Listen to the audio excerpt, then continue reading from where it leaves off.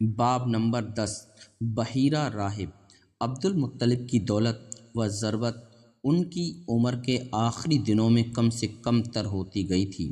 انہوں نے اپنی موت کے وقت جو مال و متاع چھوڑا وہ بس اتنا تھا کہ ہر ایک بیٹے کے حصے میں بہت معمولی سا ترکہ آ سکے۔ ان میں سے بعض بالخصوص عبد العزیٰ جو ابو لہب کی کنیت یا لقب سے شہرت عام رکھتا تھا نے خود اپنی ذات سے دولت حاصل کر لی تھی، مگر ابو طالب تنگ حال اور قصیر العیال تھے۔ بنا بری بھتیجے نے جس کو دادا نے مرتے وقت ان کی سپردگی میں دیا تھا ضروری سمجھا کہ گزر بسر کے لیے وہ خود بھی کچھ کر لے، چنانچہ اس نے بھیڑ بکریاں چرانے کا مشغلہ اختیار کر لیا۔ اس مشغلے کے باعث وہ کئی دن مکے کی بالائی پہاڑیوں اور ان سے پرے وادی کی ڈھلوان میں اپنے گلے کے درمیان رہ جاتا۔ کبھی کبھی یہ بھی ہوتا کہ چچا اس کو اپنے ساتھ سفر پر لے جاتے۔ چنانچہ ایسے ہی ایک موقع پر جب وہ 9 برس یا ایک دوسری روایت کے مطابق 12 برس کا تھا، اس کو ساتھ لے کر وہ ایک قافلہ تجارت کے ساتھ شام گئے۔ وہاں بصرہ کے مقام پر اس جگہ جہاں معمول کے مطابق مکہ کے تجارتی قافلے منزل کیا کرتے تھے، ایک خانقاہ تھی جس میں عیسائی راہب کئی نسلوں سے رہا کرتے تھے۔ ایک کا انتقال ہو جاتا تو دوسرا اس کی جگہ لے لیتا اور خانقاہ کے ساز و سامان کی ملکیت اس کی جانب منتقل ہو جاتی۔ اس ساز و سامان میں کچھ قدیم مخطوطات بھی تھے۔ ان میں ایک وہ مخطوطہ بھی تھا جس میں یہ پیشین گوئی درج تھی کہ عربوں میں ایک نبی آنے والا ہے، اور بحیرہ وہ راہب جو اب اس خانقاہ میں سکونت گزین تھا اس کتاب کے مندرجات سے بخوبی واقف تھا۔ اس کو اس پیشین گوئی سے بڑی دلچسپی تھی، وجہ یہ کہ ورقہ ابن نوفل کی مانند اس کو بھی احساس تھا کہ اس نبی کی بعثت اس کی زندگی ہی میں ہوگی۔ مکہ کے تجارتی قافلے اکثر آیا کرتے اور جس جگہ منزل کیا کرتے تھے وہ جگہ خانقاہ سے زیادہ فاصلے پر نہ تھی، اس لیے وہ ان کو دیکھا بھی کرتا تھا۔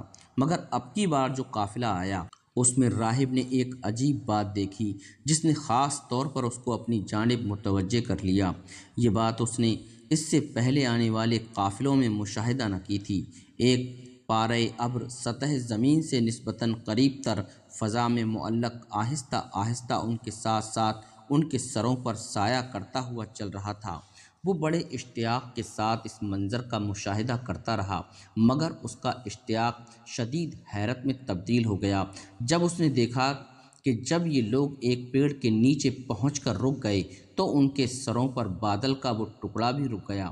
ساتھ ہی درخت نے اپنی شاخیں جھکا کر ان لوگوں پر سایہ کر لیا۔ اب ان پر دوہرا سایہ تھا، درخت کا سایہ اور اس سے اوپر بادل کا سایہ۔ بحیرہ جانتا تھا کہ اس طرح کا عجوبہ چاہے زندگی کی عام رفتار میں نہ ہو مگر رکھتا بڑی اہمیت اور معنویت ہے۔ اس کی توجیہ کسی عظیم روحانی ہستی کی موجودگی ہی ہو سکتی ہے۔ اس خیال کے ساتھ ہی اس کے ذہن میں متوقع نبی کی آمد کا خیال بھی آیا۔ کیا اس کا مطلب یہ ہے کہ وہ آ گیا اور ان مسافروں کے درمیان موجود ہے؟ خانقاہ میں کچھ ہی دنوں پہلے سامان خوردنوش ذخیرہ کیا گیا تھا۔ اس نے جو کچھ بھی اس کے پاس تھا اس کو اکٹھا کر کے قافلے والوں کو کہلا بھیجا، اے اہل قریش، میں نے آپ لوگوں کے لیے کھانا تیار کیا ہے۔ میری خواہش ہے کہ آپ لوگ آئیں، جوان، بوڑھا، آزاد اور غلام، کوئی رہ نہ جائے۔ چنانچہ وہ لوگ خانقاہ میں آئے تو مگر اس کی تاکید کے باوجود محمد صلی اللہ علیہ وسلم کو سامان اور اونٹوں کی نگرانی کے لیے چھوڑ آئے۔ وہ آ رہے تھے اور بحیرہ ہر چہرے کا جائزہ لے رہا تھا، لیکن کسی چہرے میں وہ علامتیں نظر نہ آئیں جو کتاب میں درج تھیں۔ نہ ان میں کوئی ایسا آدمی تھا جس کی شخصیت ان دونوں معجزات کی عظمت سے مناسبت رکھتی ہو۔ شاید سب نہیں آئے، کوئی نہ کوئی آنے سے رہ ضرور گیا ہے۔ اہل قریش، اس نے کہا، دیکھو تم میں کوئی چھوٹ نہ جائے، کوئی پیچھے نہیں رہ گیا ہے۔ انہوں نے جواب دیا، سوائے ایک لڑکے کے جو ہم سبھی سے کم عمر ہے۔ ایسا نہ کرو، بحیرہ نے کہا، اسے بھی بلا لو اور اپنے ساتھ کھانے میں شریک کر لو۔ ابو طالب اور دوسرے لوگوں کو اپنی اس غلطی کا احساس ہوا۔ ان میں سے ایک نے کہا واقعی یہ غلطی ہماری تھی، ہمیں ابن عبداللہ کو وہاں چھوڑنا نہ چاہیے تھا، اپنے ساتھ لانا چاہیے تھا۔ یہ کہنے کے بعد وہ اٹھ کر گیا، لڑکے کو گلے لگایا اور اس کو ساتھ لا کر اوروں کے ساتھ بٹھا دیا۔ بحیرہ ابن عبداللہ کو کھانے کے دوران بہت غور سے دیکھتا رہا۔ اس نے لڑکے کے ڈیل ڈول میں بہت سی ایسی نشانیاں دیکھیں جو کتاب میں مندرج علامتوں سے مطابقت رکھتی تھیں۔ ان معجزات کا مطلب اس کی سمجھ میں آ گیا۔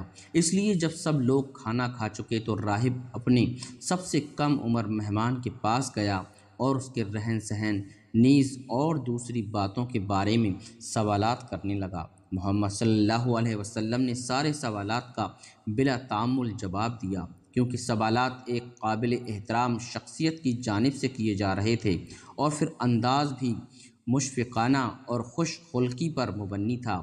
اور جب آخر میں راہب نے ان سے خواہش کی کہ وہ ان کی پیٹھ دیکھنا چاہتا ہے تو انہوں نے بلا تحمل اپنی عبا اتار دی۔ بحیرہ کو یقین تو پہلے ہی ہو چکا تھا، لیکن اب اس یقین کو دو گنا تقویت پہنچ گئی، کیونکہ اس نے دیکھا کہ آپ صلی اللہ علیہ وسلم کے دونوں شانوں کے درمیان ٹھیک اسی قسم کا نشان ہے جیسا کہ اس کو توقع تھی۔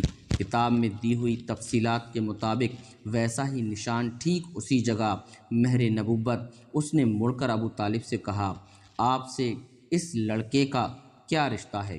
یہ میرا بیٹا ہے، ابو طالب نے جواب دیا۔ راہب نے کہا، یہ ہو ہی نہیں سکتا کہ اس لڑکے کا باپ زندہ ہو، یہ میرے بھائی کا بیٹا ہے۔ ابو طالب نے کہا، تو پھر اس کا باپ کہاں ہے؟ راہب نے استفسار کیا۔ لڑکا ابھی رحم مادر ہی میں تھا کہ اس کے باپ کا انتقال ہو گیا۔ یہ سچ ہے، بحیرہ نے کہا۔ اپنے بھائی کے بیٹے کو اپنے وطن واپس لے جاؤ اور یہودیوں سے اس کو بچائے رکھو۔ میں اس کے بارے میں جو کچھ جانتا ہوں، اگر وہ جان گئے تو اس کو غضب پہنچ سکتا ہے۔ تمہارا بھتیجا بڑا نصیبے والا ہے، اس کی پیشانی میں عظمت و بلندی کا نور جگمگا رہا ہے۔